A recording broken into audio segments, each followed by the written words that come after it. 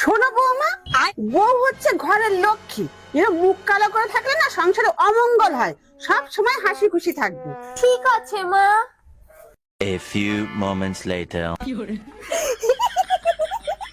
এই নিন মা আপনার চা।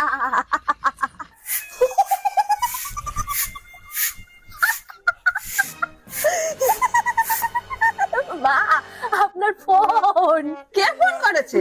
আমার শ্বশুর। কি বলছে?